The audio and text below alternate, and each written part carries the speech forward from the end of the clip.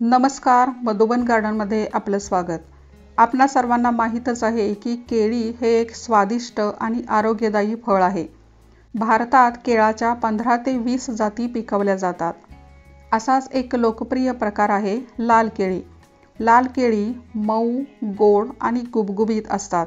मलईदार पांढरा गर आणि एक वेगळीच वैशिष्ट्यपूर्ण चव असलेली ही लाल केळी ए आणि सी जीवनसत्वाचा चांगला स्रोत आहेत। आज या व्हिडिओमध्ये आपण मधुबनमध्ये मी लावलेलं लाल केळीचं हे वीटभर रोपटं ते 1.5-2 वर्षात 15-20 फूट उंच वाढून केळी टेबलवर येईपर्यंतचा माहितीपूर्ण प्रवास बघणार आहोत।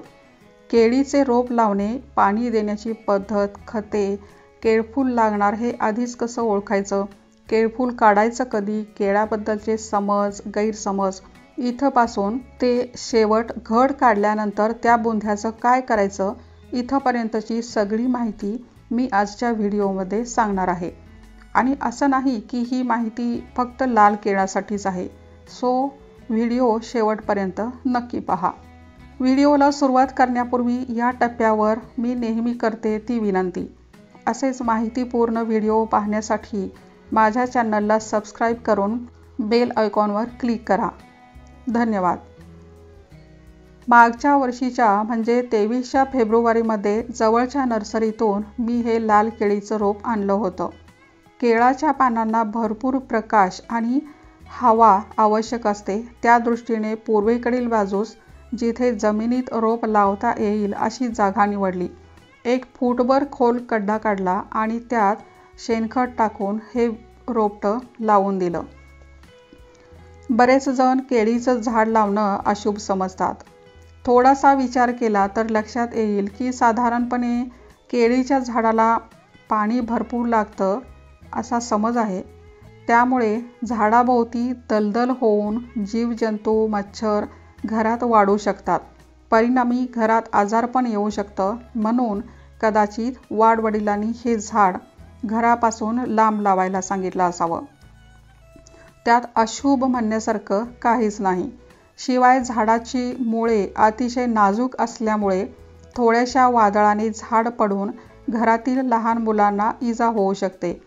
तसंच ते पसरत जाणारं असल्यामुळे पाण्याची ओल राहून भिंती कमकुवत होतील या भीतीमुळे घराजवळ झाड लावू देत नसत। आणि जर लावलंच तर बाथरूमचे, धुण्या भांड्याचे पाणी जायचं तिथं केळीचं झाड लावत असत।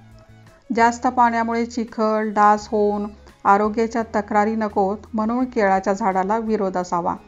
मला असा प्रश्न पडतो की हे झाड अंगणात लावायला चालत नाही, त्याच केळीचे खांब पूजेसाठी कसे चालतात?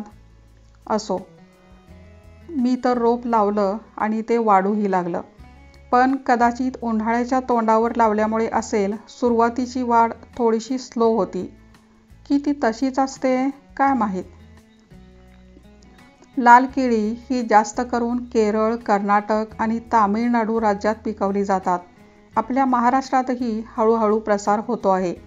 लाल केळी अधिकृतपणे रेड डक्का म्हणून ओळखली जातात।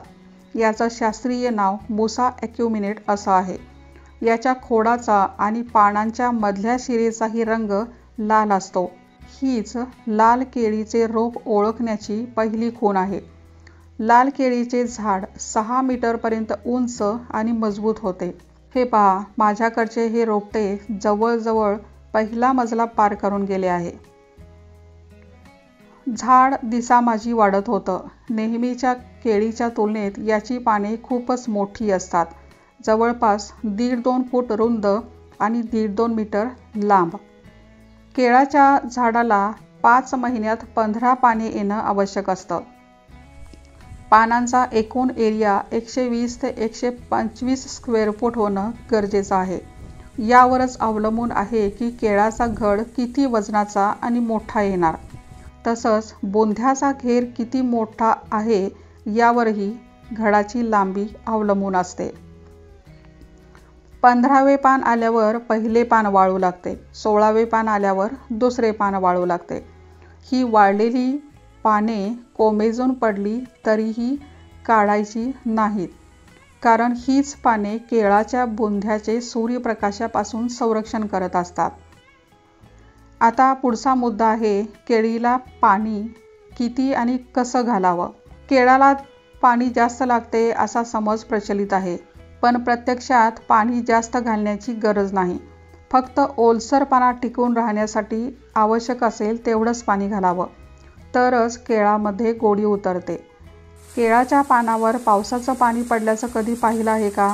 कुठं पडतं बरं?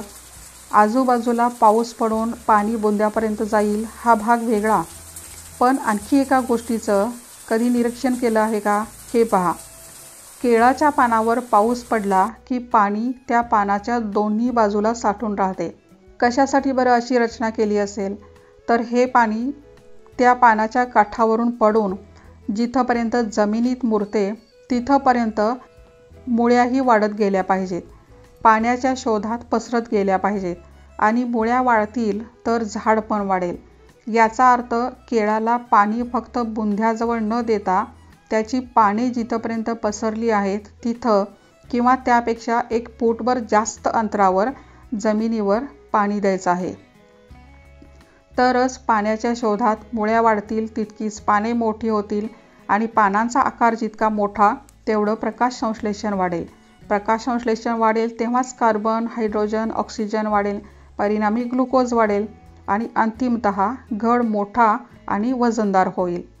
जागेअभावी मी बंदिस्त जागेत रोप लावलेलं असल्यामुळे अशा पद्धतीने पाणी घालू शकले नाही, परंतु तुम्ही या माहितीचा उपयोग करून घेऊ शकता. खताबद्दल सांगायचं तर पहिल्यापासूनच मी या लाल केळीला फक्त सेंद्रिय खते द्यायचं ठरवलं होतं. रोप लावताना, घड पडण्याआधी आणि घड पडल्यानंतर अशी खते दिली आहेत. केळाच्या झाडाला 5व्या महिन्यानंतर दर 10 दिवसानंतर राख टाकावी. कशी टाकायची? केळाचा बुंधा आणि पानाचे टोक यांच्यामध्ये राख टाकावी. राखेतून पोटॅश मिळतं, त्यामुळे केळाचे वजन आणि गोडी वाढते. जसं की मी राखेच्या व्हिडिओमध्ये झाडांना राख घालण्याची आणखी एक पद्धत सांगितली आहे. लोखंडी भांड्यात राख घालून त्यात पाणी ओतून ठेवायचं. 2-3 दिवसानंतर वरच्या पाण्यात जेवढ्याच तेवढं पाणी मिसळून ते झाडाला टाकायचं.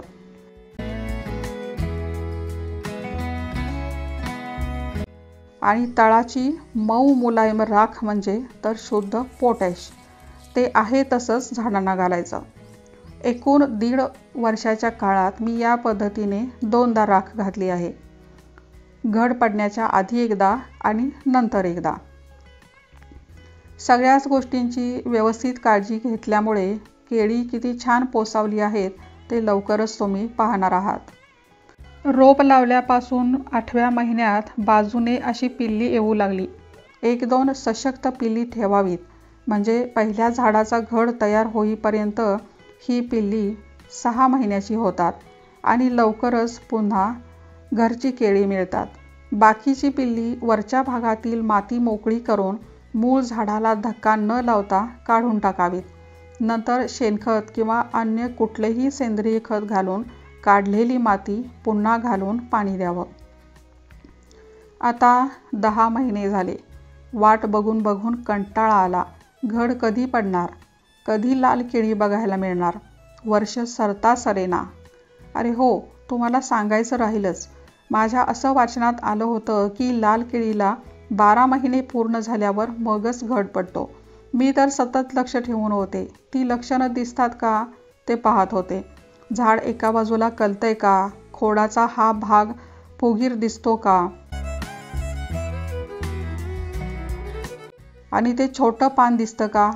तेच ते शेवटचं पान ज्याच्यातून घड पडतो. सहजपणे दिसणारी ही सगळ्यात महत्त्वाची खूण आहे. असं छोटं पान आलं की समजा आता केळी प्रसवणार आहे. आतापर्यंत झाडाच्या वाढीनुसार मोठी पाने येत होती. दर आठवड्याला 1 पान. ही पहा, पानातून येणारी सुरळी आणि त्याचं भलं मोठं पान.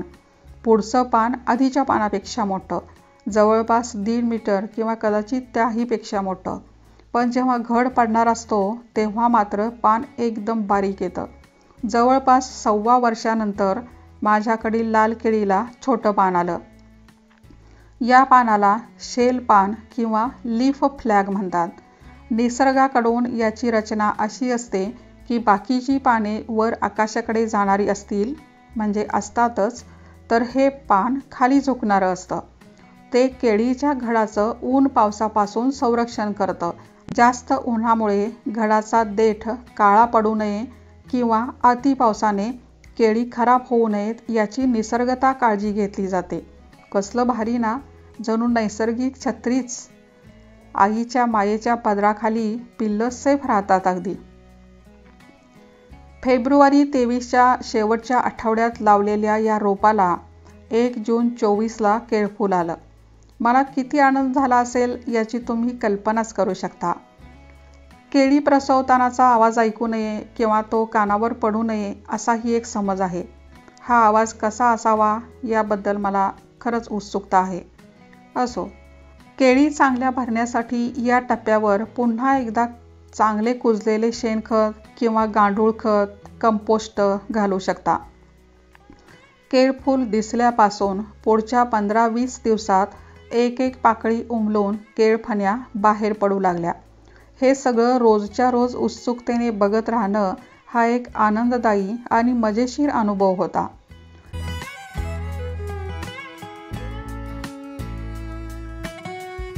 आता पुढचा अतिशय महत्त्वाचा मुद्दा, हे केळफूल काढायचं कधी? केळाच्या जातीनुसार 6, 7, 8 फण्या झाल्यावर अंगठ्या एवढं एक छोटं केळ लागतं. त्याला थंब बनाना म्हणतात. हे पहा, मी दाखवते. या लाल केळीच्या घडाचा हा थंब बनाना. तर याच्या खाली 4-5 इंच अंतर ठेवून मग उरलेलं केळफूल काढून टाकावं.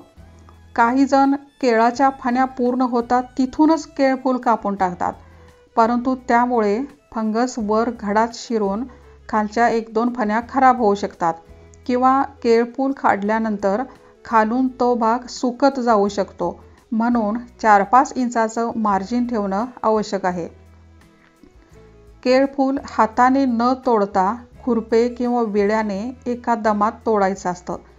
या सगळ्या गोष्टींची काळजी घेऊन केळफूल काढलं. या केळफुलाची भाजी भजी करतात, पण आपण त्याच्या रेसिपीपर्यंत जायला नको. घडाचा दुसरा महिना.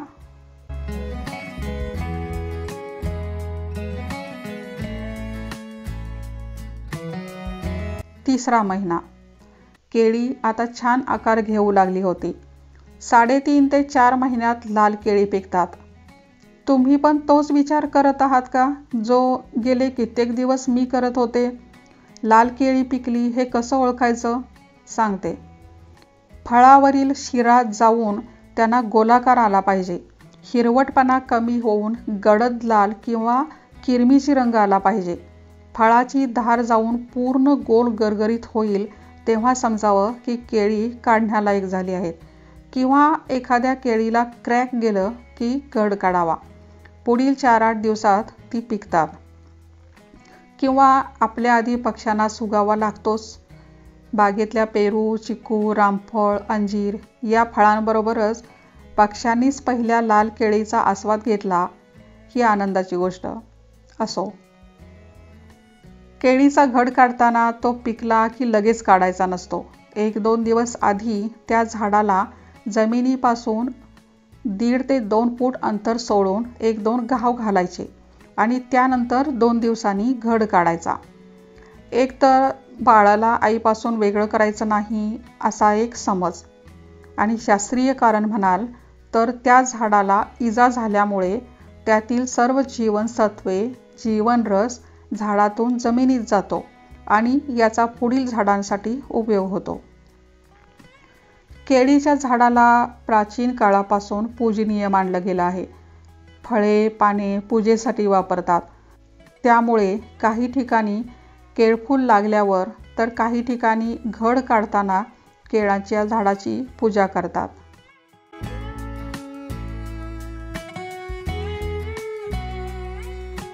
शेवटी 1.5 वर्षापासून आम्ही ज्या क्षणाची वाट पाहत होतो तो क्षण.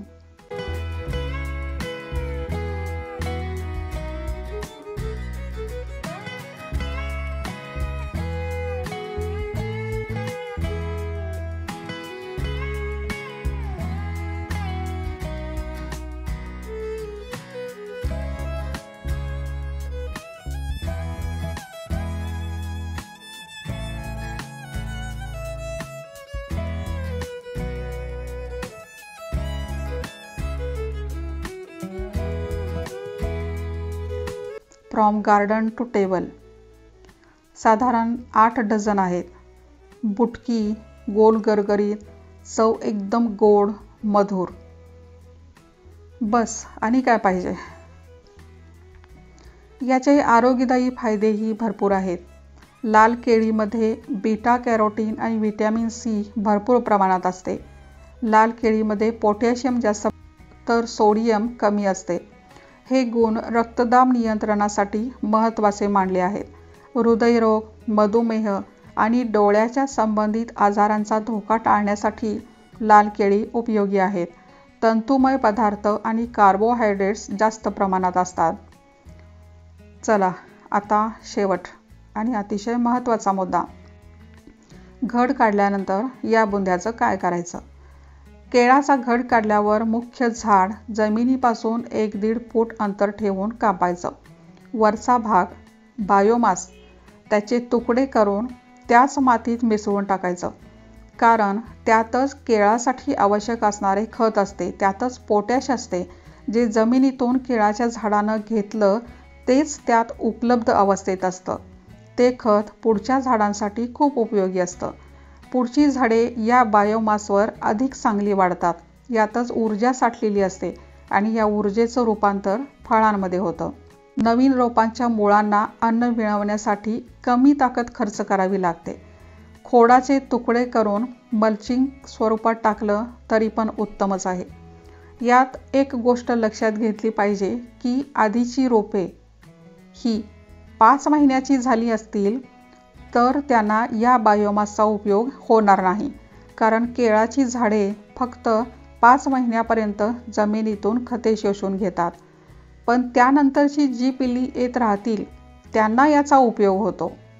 थोडक्यात बापाची संपत्ती मुलांना मिळत नाही, ती नातवंडांना मिळते असा प्रकार. अर्थात 3ऱ्या पिढीसाठी आपल्याला काहीही खर्च करावा लागणार नाही. आजोबांच्या संपत्तीवर, बायोमासवर ही पिढी सुदृढ आणि निरोगी होईल. परंतु आता या मुलांसाठी, 2ऱ्या पिढीसाठी आपल्याला वरून खते देणं आवश्यक आहे. बायोमास पुन्हा जमिनीत टाकल्यामुळे मातीची गुणवत्ता, पोषक तत्वे वाढतात. मातीतील एलिमेंट्स रूपांतरित करण्याची प्रक्रिया होत राहील, वाढत राहील. हे रूपांतरित एलिमेंट्स केळाचे झाड घेत राहील आणि केळाची गोडी वाढत राहील. या खोडाचा दुसरा उपयोग म्हणजे यातील पाणी किडनी स्टोनसाठी उपयोगी असते असं ऐकायला मिळालं. 3रा उपयोग, यात भरपूर जीवनसत्वे असल्याने नवीन रोपे लावता येतील आणि पुन्हा नव्याने जीवन सुरू होईल. थांबूया इथेच. माहिती आवडल्यास लाईक, कमेंट आणि शेअर करा. सबस्क्राईब करा. धन्यवाद.